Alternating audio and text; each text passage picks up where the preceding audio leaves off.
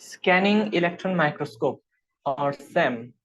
Scanning electron microscope is a type of electron microscope that scans surface of microorganisms that uses a beam of electrons moving at low energy to focus and scan specimens.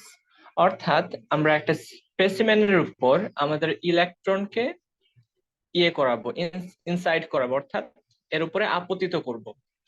যখনই এর উপরে আপতিত হবে তখন ইলেকট্রনগুলো চারপাশে scattered হবে, এবং এই স্ক্যাটার্ড ইলেকট্রনকে আমরা দুইটা ভাগে ভাগ করে ফেলি। একটা হচ্ছে সেকেন্ডারি ইলেকট্রন, অর্থাৎ যখন প্রাইমারি ইলেকট্রনগুলা ইলেকট্রন বিম থেকে আসে, ইলেকট্রন গান থেকে আসে, তখন কিছু ইলেকট্রন অ্যাবজর্ব হয় এবং সেই স্পেসিমেনের সারফেস থেকে ইলেকট্রন রিলিজ হয়, এবং যতটুকু এনার্জি নিয়ে আসে সেই রিলিজড ইলেকট্রনের এনার্জি কিছুটা কম থাকে, সেটাকে আমরা বলি সেকেন্ডারি ইলেকট্রনস।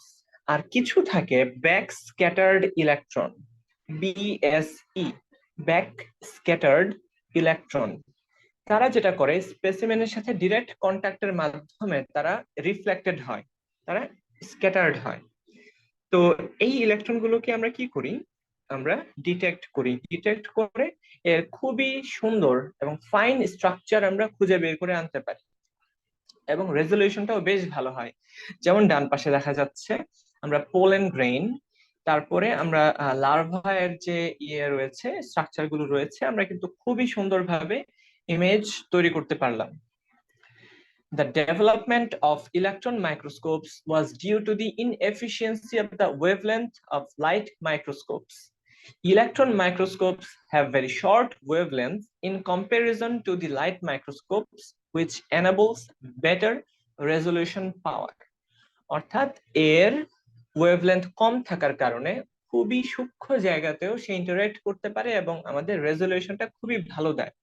যেমন আমরা যদি খেয়াল করি এই দুইটা পিকচারে খুবই ফাইন যে নচ গুলো রয়েছে, যে খাঁজগুলো রয়েছে, সেগুলো কিন্তু সে খুবই সফলতার সাথে আমাদেরকে দেখিয়ে দিচ্ছে যে কোথায় কি রয়েছে, একটা 3 ডাইমেনশনাল স্ট্রাকচার আমাদেরকে দেখিয়ে দিচ্ছে। ঠিক এই ক্ষেত্রেও এই যে লার্ভাটা রয়েছে, এর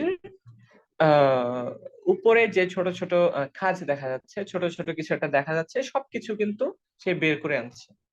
The same image of Tradescantia, pollen and stamens আমরা দেখতে পাচ্ছি, কিন্তু পোলেন এবং স্টামেন যে কিভাবে পোলেন গুলোর মধ্যে যে যুক্ত আছে সেগুলো আমরা দেখতে পাচ্ছি। লো temperature scanning electron micrograph of soybean cyst nematode and its egg magnified 1000 times, 1000 গুণ বেশি ম্যাগনিফিকেশন করা হয়েছে। আমরা কিন্তু সয়াবিনের যে সিস্ট নেমাটোড এবং তার এগটাকে পর্যন্ত দেখতে পাচ্ছি। Application of the scanning electron microscope. It is used in variety of fields including industrial uses, nanoscience studies, biomedical studies, and microbiology. Used for spot chemical analysis, in energy dispersive X-ray spectroscopy. আমরা দুই ভাবে আমাদের ইমেজকে display করতে পারি এবং analysis করতে পারি। একটা পদ্ধতি হচ্ছে এনার্জি ডিসপারসিভ এক্স-রে স্পেকট্রোস্কোপি, যেটাকে আমরা শর্টে বলি EDS, energy dispersive X-ray spectroscopy. আরেকটা মেকানিজম রয়েছে যাকে আমরা বলি chemical mapping using electron backscatter diffraction, EBSD, electron backscatter diffraction. এগুলো হচ্ছে image display and analysis technique.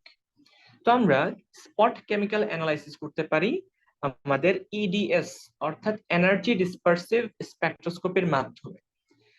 Second যে application, used in the analysis of cosmetic components which are very tiny in size, used to study the filament structure of microorganisms. প্রত্যেকটা সেলের মধ্যে আমরা জানি microfilament তো থাকেই, এছাড়া মাইক্রো অর্গানিজমের কিছু ফিলামেন্টাস স্ট্রাকচার থাকে, যেটা একটু আগেই আমরা দেখলাম যে এটা যদিও পোলেন, এটাও কিন্তু ফিলামেন্টাস একটা শেপ রয়েছে, এটা আমরা স্টাডি করতে পারি। used to study the topography of elements used in industries. SEM is widely used in the pharmaceutical industry to investigate microstructures, surface topography, and chemistry of a range of organic and inorganic ingredients. আমরা কিন্তু তার টপোগ্রাফিটা, তার যে structural যে বিহেভিয়ারটা, সেটা কিন্তু আমরা খেয়াল করতে পারি। It provides visual information of micrometer and submicrometer particles, including shape, size, morphology, and elemental composition. অর্থাৎ আগে যেটাকে আমরা খুবই রাফ ভাবে দেখতাম, এটাকে আমরা খুবই প্রেসাইজ ওয়েতে দেখতে পাচ্ছি ইলেকট্রন মাইক্রোস্কোপের বদৌলতে। ইভেন স্ক্যানিং ইলেকট্রন মাইক্রোস্কোপের কাজই এটা, যে শেপ, সাইজ, মরফোলজি, এটা কেমন দেখতে, এটার সাইজ, এটা কি গ্লোবিউলার নাকি এটা ওভিউলার, সব ধরনের স্ট্রাকচার আমরা খুঁজে বের করতে পারি। ইভেন এলিমেন্টাল কম্পোজিশন সহকারে আমরা বের করে আনতে পারি। ক্যান্সার ড্রাগ রিসার্চ কিভাবে এটা যে ক্যান্সার সেলগুলোকে অ্যাটাক করছে সেটা পর্যন্ত আমরা দেখতে পারি, যে ক্যান্সার সেলগুলো কিভাবে মারা যাচ্ছে, এটা আমরা খুঁজে বের করে আনতে পারি। রিসেন্ট যে ইলেকট্রন মাইক্রোস্কোপ গুলো রয়েছে সেগুলো কিন্তু একটা ভিডিও পর্যন্ত ক্যাপচার করতে পারে, যে ছোট ছোট ইমেজ গুলাকে নিয়ে তারা একটা ভিডিও ফর্ম করে, সেই ভিডিওটা আমরা দেখতে পারি। ইভেন এর মাধ্যমে আমরা দেখতে পারি যে যখন সেল ডিভাইড করে আমাদের ক্রোমোসোম গুলো কিভাবে আলাদা হয়ে যাচ্ছে, ক্রোমাটিড গঠন করছে, অ্যানাফেজ দশায় কিভাবে তারা আলাদা একটা সেল গঠন করতেছে, সবগুলা কিন্তু আমরা রিয়েল টাইম ইমেজ দেখতে পারি। Development of antibacterial powders. Advantage of scanning electron microscopes: they are easy to operate. এই ক্ষেত্রে কিন্তু আমরা খেয়াল করব ট্রান্সমিশন ইলেকট্রন মাইক্রোস্কোপের চেয়ে স্ক্যানিং ইলেকট্রন মাইক্রোস্কোপের অপারেশন যে টেকনিকটা, এটা কিছুটা easy and has user friendly interfaces. They are used in a variety of industrial applications to analyze surfaces of solid objects. অর্থাৎ solid state chemistry and physics এর ক্ষেত্রেও কিন্তু আমরা এটাকে ইউজ করি। Even industrial application অনেক বেশি রয়েছে। Some modern SEMs are able to generate digital data that can be portable. Portable digital data তারা তৈরি করতে পারে। It is easy to acquire data from the SEM within a short period of time of about 5 minutes. অর্থাৎ specimen prepare করে আমরা যখন I লেন্সের মধ্যে দিব, তখন 5 মিনিটের মধ্যেই এটা একটা ডেটা তৈরি করে দিতে পারে। অর্থাৎ যেটা আগে অনেক বেশি সময় লাগতো একটা অ্যানালাইসিস করার জন্য, এটা খুবই শর্ট টাইমের মধ্যে আমরা করে ফেলতে পারি। তো এই অ্যাডভান্টেজ গুলো রয়েছে, যে এটাকে ইজিলি অপারেট করা যায় এবং এটা আমরা সারফেস অ্যানালাইজ করতে পারি, যেটা কিনা ইন্ডাস্ট্রিয়াল অ্যাপ্লিকেশন অনেক বেশি আছে। স্পেসিফিক্যালি আমরা যখন মাইক্রোম্যাগনেটিক্স নিয়ে আলোচনা করি, তো দেখতে পাই যে প্রত্যেকটা পার্টিকেলের সাইজ, শেপ কেমন হবে এটা জানা আমাদের খুব জরুরি। তারপর এটা ডিজিটাল ডেটা, যেটা পোর্টেবল ডিজিটাল ডেটা জেনারেট করতে পারে এক জায়গা থেকে। আমরা যখন এটাকে শেয়ার করতে পারি এই ডেটাটাকে খুব সায়েন্টিফিক কমিউনিটিতে খুব সহজভাবে, এটা খুব অল্প সময়ের মধ্যে ডেটা জেনারেট করতে পারে। এর কিছু লিমিটেশনস রয়েছে, যেমন আমরা যদি খেয়াল করি, এক্ষেত্রে আমরা দেখতে পাই যে they are very expensive to purchase. Obviously তারা এক্সপেন্সিভ হবে, যত বেশি ডিজিটাল হবে এটা তত বেশি কি হবে, এক্সপেন্সিভ হবে। দে আর বাল্কি টু ক্যারি, এটাকে খুব সহজে ক্যারি করা যাবে না। ইভেন খুবই সতর্কতার সাথে এটাকে নাড়াচাড়া করতে হবে, কারণ এটা very much sensitive two vibration. They must be used in rooms that are free of vibrations and free of electromagnetic elements. কোন ধরনের ইলেকট্রোম্যাগনেটিক ফিল্ড যদি থাকে সেখানে, সেক্ষেত্রে কিন্তু ইলেকট্রনগুলো স্ক্যাটার করে যাবে, আমরা কিন্তু ঠিকঠাক ইমেজ পাবো না। They must be maintained at a constant voltage. এই ভোল্টেজটাকে চেঞ্জ করা যাবে না, নয়তো আমাদের সেন্সিটিভ পোরশনস গুলো ড্যামেজ হয়ে যেতে পারে। They should be maintained with access to cooling system.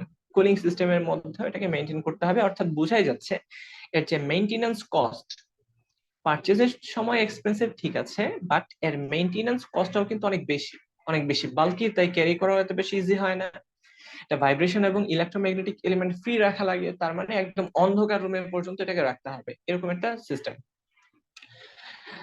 তারপর কনসিস্টেন্ট ভোল্টেজের মধ্যে রাখতে হবে, ঠিকঠাক একটা ভোল্টেজের মধ্যে রাখতে হবে, খুব বেশি চেঞ্জ করা যাবে না, কুলিং সিস্টেমের মধ্যে মেইনটেইন করতে হয়। এই হচ্ছে আমাদের স্ক্যানিং ইলেকট্রন মাইক্রোস্কোপ এবং এর ওভারঅল একটা ধারণা।